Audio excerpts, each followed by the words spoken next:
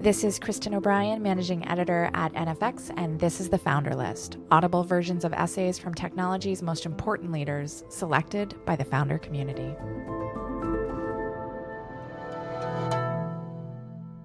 The following is a reenactment of a private email conversation between Facebook CEO Mark Zuckerberg and Instagram CEO Kevin Systrom about Facebook's acquisition of Instagram between the dates of March 19th and April 9th of 2012. Please note, some names will be bleeped out for the sake of privacy. The first voice you hear will be reenacting the voice of Mark Zuckerberg. The second will be reenacting Kevin Systrom. Read by NFX.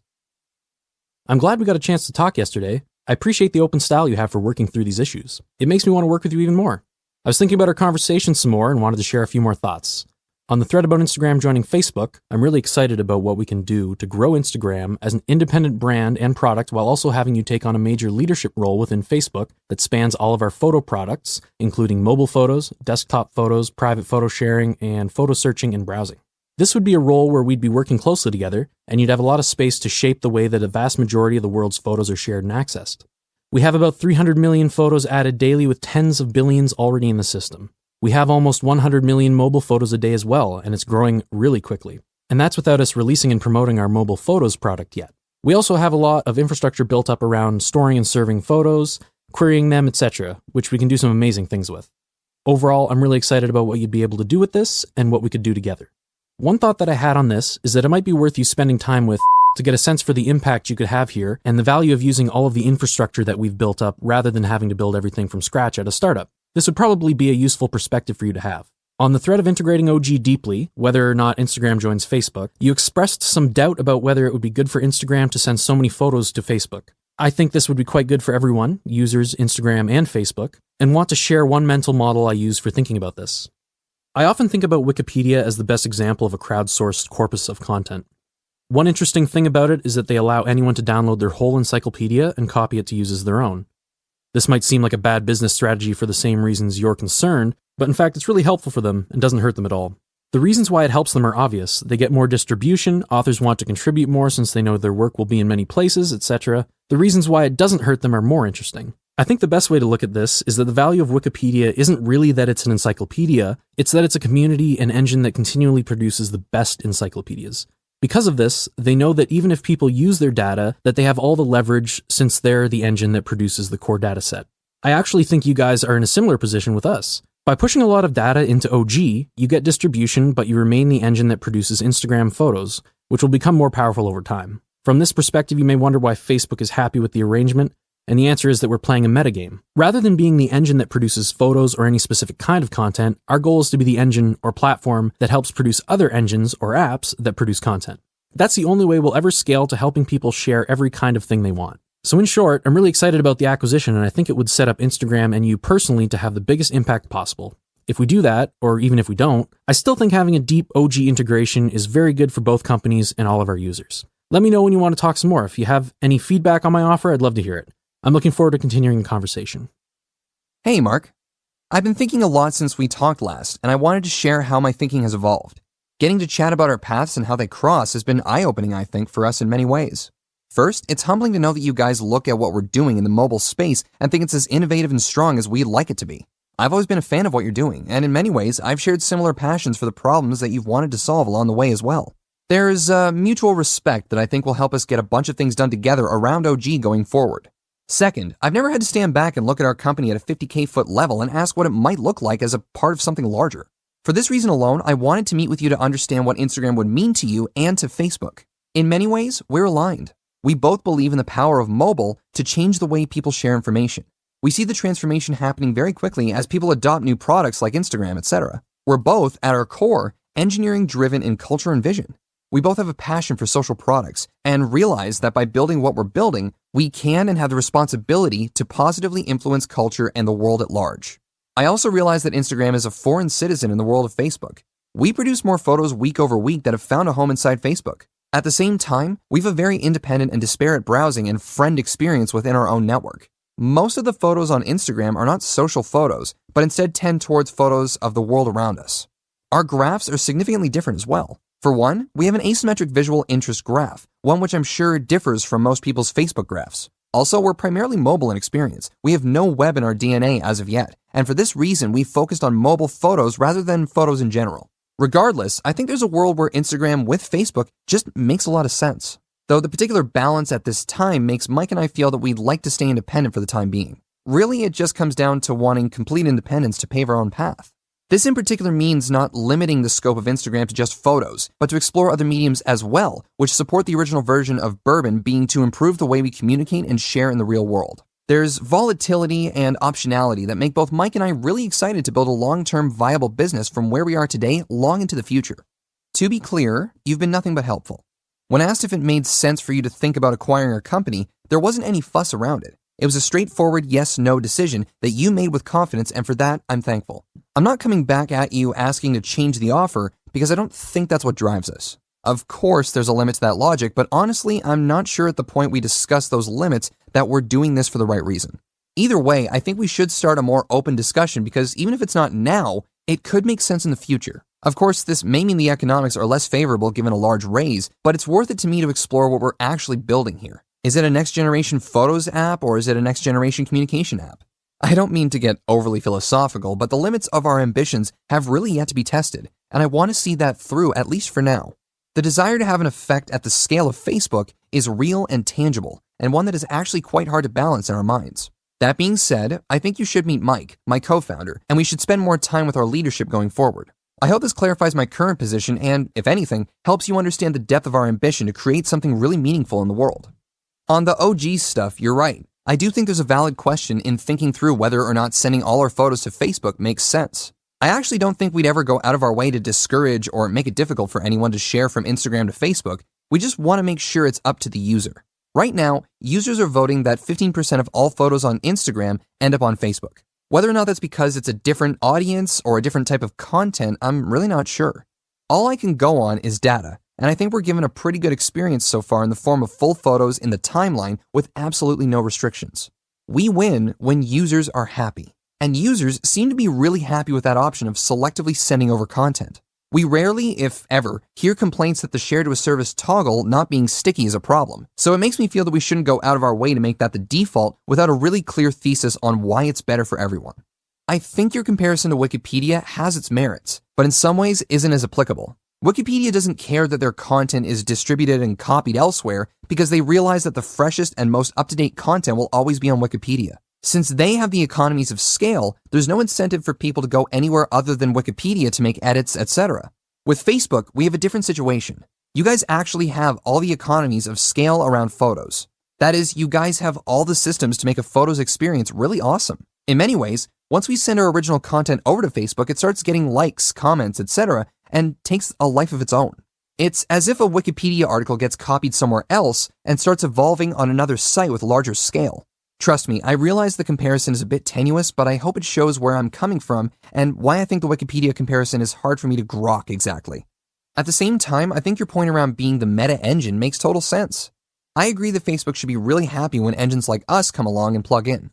I guess I wouldn't feel nearly as strongly if, independently, you weren't building a mobile photos app that makes people choose which engine to use.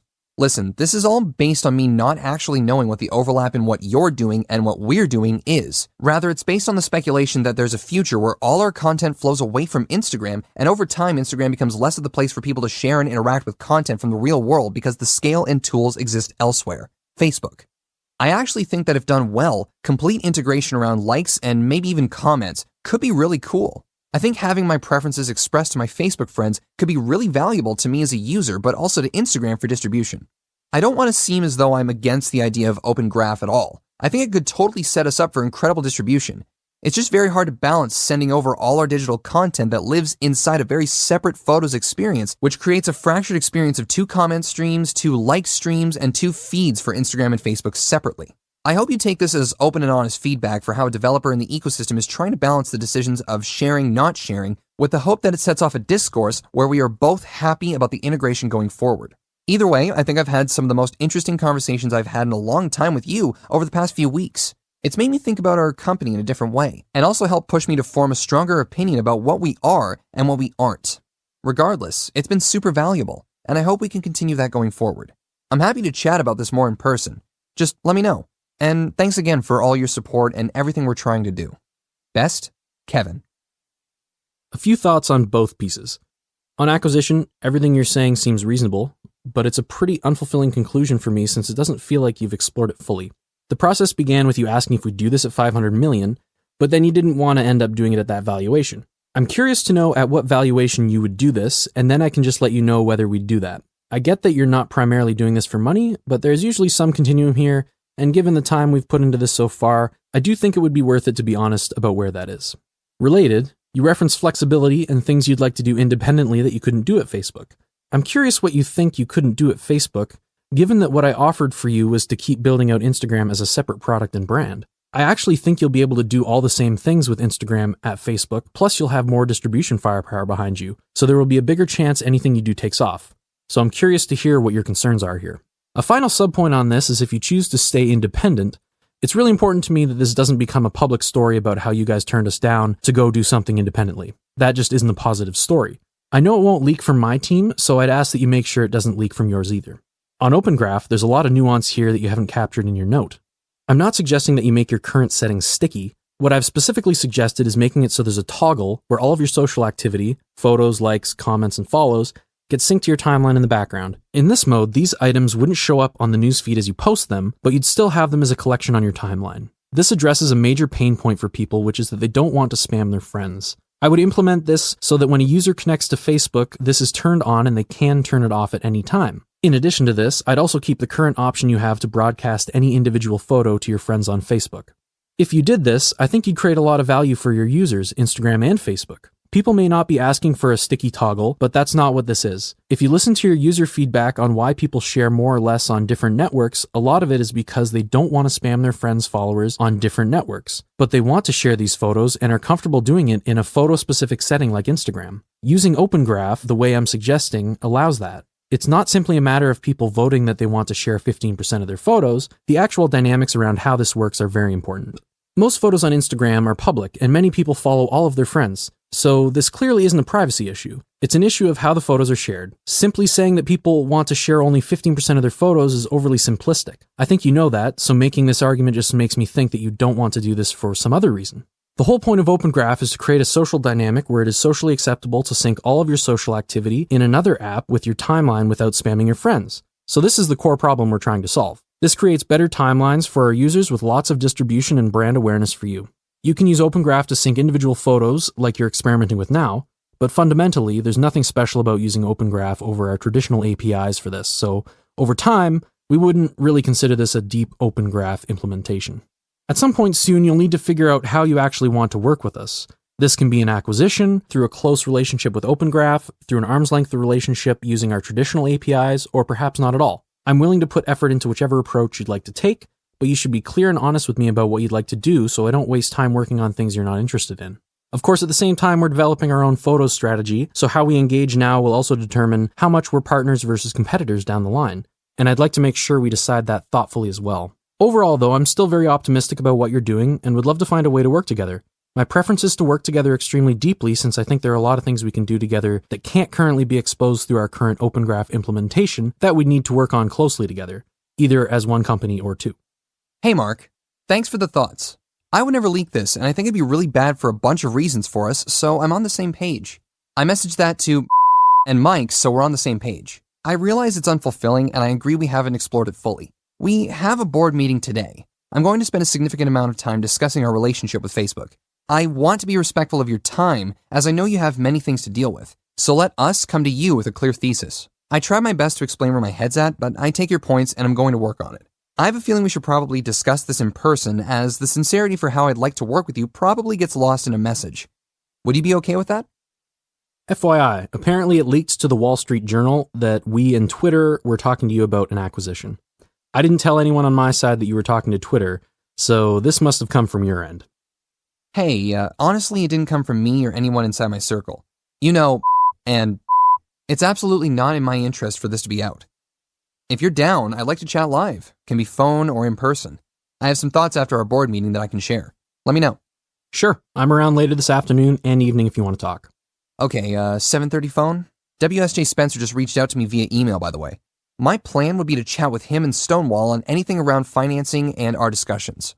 If you guys have talked to him and I should have context, let me know. Not responding may be more of a signal than not. Let's talk at 7:30.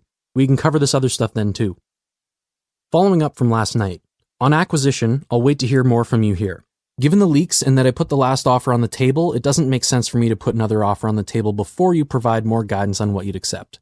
If you're not comfortable doing this, then we can just discuss this down the line, but it seems like the right next step now, and one you should be able to do, is for you to give me clear guidance on what you'd accept. On partnership and Open Graph, the ball is also in your court here. Although you've said that you want Instagram users to be able to share and sync whatever they want on Facebook and elsewhere, it seems like you have a real strategic discomfort around the idea of moving the percent of photos synced to Facebook from 15% up to 40 to 50%. Obviously, if you don't actually want your users to be able to do this, then we won't produce something good together, so I'm just going to wait for you to answer this question before engaging further. I'm obviously happy to help out and support you guys in any way I can. On these two issues, let me know when you want to talk about more. For more audio essays from the people who've built companies like Instacart, Facebook, Trello, HubSpot, and Dropbox, visit the Founder List at nfx.com or subscribe to the NFX podcast at podcast.nfx.com or wherever you get your podcasts.